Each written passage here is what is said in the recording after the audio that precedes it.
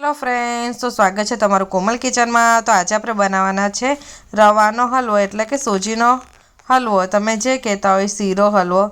તો એના માટે આપણે એક પેની લેવાની છે, એમાં ઘી ગરમ કરી દેવાનું છે। ત્યારબાદ આપણે જે હોય છે કાજુ બદામ કિસમિસ જે તમે ડ્રાયફ્રૂટ્સ નાખતા હોય છે નાખી દેવાનો। ફ્રેન્ડ્સ, હું કાજુ અને બદામ લઉં છું અને ત્યારબાદ એને આપણે જેવું ઘી ગરમ થાય એમાં આપણે કટ કરીને આ રીતે નાખી દેવાનું છે અને આ રીતે આપણા કિસમિસ કાજુ બદામનો કલર થોડો રેડ એટલે કે લાલચ પર તો આવી જાય એટલે કે શેકાઈ જાય। ત્યારબાદ એને એક પ્લેટમાં કાઢી લેવાનું છે।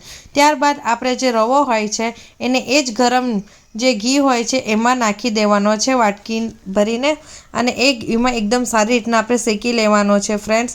અને હા ફ્રેન્ડ્સ, આપણે ગેસની ફ્લેમ એકદમ મીડિયમ રાખવાની છે, એટલે કે બહુ ફાસ્ટ પણ નહીં અને બહુ ધીમી પણ નહીં, અને એને ફેરવતા જ રહેવાનું છે। તમે જોઈ શકો છો ઘી એકદમ સારી રીતના એકદમ એનામાં મિક્સ થઈ ગયું છે।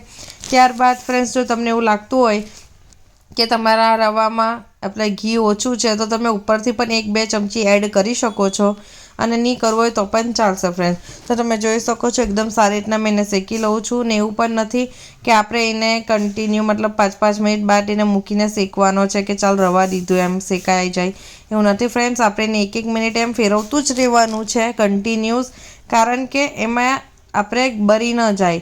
ત્યારબાદ તમે જોઈ શકો છો જે ઇલાયચી પાવડર હોય છે એટલે એલચી જે કૂટેલી હોય છે એને મેં નાખી દીધી છે, અને એને પણ એકદમ સારી રીતના જે આપણો રવો છે એની સાથે એને શેકી લેવાની છે, એટલે એનાથી એનો ટેસ્ટ ખૂબ જ સરસ આવશે।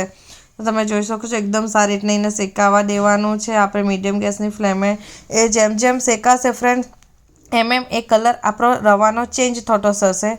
તો તમે જોઈ શકો છો એકદમ સારી રીતના એ પણ શેકાય છે, અને ત્યારબાદ મારો રવાનો કલર તમે જોઈ જ શકો છો એકદમ સારી રીતના શેકાય છે, એટલે કે બ્રાઉન જેવો આપણો કલર આવી ગયો, એટલે સમજી લેવાનું કે આપણી રવો એકદમ સારી રીતના શેકાઈ ગયો છે ફ્રેન્ડ્સ। તો આ રીતે જ્યારે આપણો કલર આવી જાય ત્યારબાદ આપણે માપ અનુસાર ખાંડ નાખવાની છે, મતલબ તમે જે હિસાબે તમને મીઠું જોઈતું હોય એ હિસાબે નાખવાનો છે।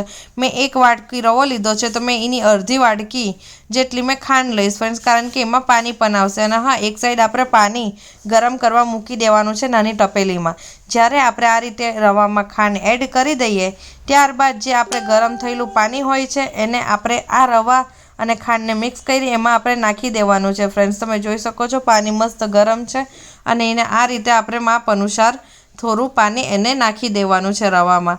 ત્યારબાદ એને એકવાર હલાવીને એના ઉપર આપણે ડીશ થાળી તમે જે ચપ્પન હોય એ ઢાંકી દેવાનું છે। 5 મિનિટ માટે મીડિયમ ગેસ જ રાખવાનો છે।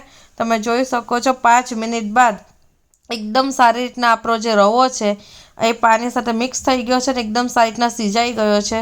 તમને હું બતાવી દઉં ચમચી લગાવીને કે જોઈ શકો છો એકદમ સારી રીતના આપણો શીરો જે છે એટલે કે જે રવાનો હલવો છે એકદમ સારી રીતના રેડી થઈ ગયો છે। ત્યારબાદ આપણે ડ્રાયફ્રૂટ્સ નાખી દેવાના છે। તો તમે જોઈ શકો છો કલર ખૂબ સરસ આવ્યો છે અને એકદમ ટેસ્ટી લાગે છે। તો તમને અમારી રેસીપી કેવી લાગી મને કોમેન્ટ કરીને જણાવજો। મારી ચેનલને સબસ્ક્રાઈબ કરજો, વિડીયોને લાઇક કરજો અને શેર કરજો। તો મળશું બીજા વિડીયોમાં, ત્યાં સુધી બાય।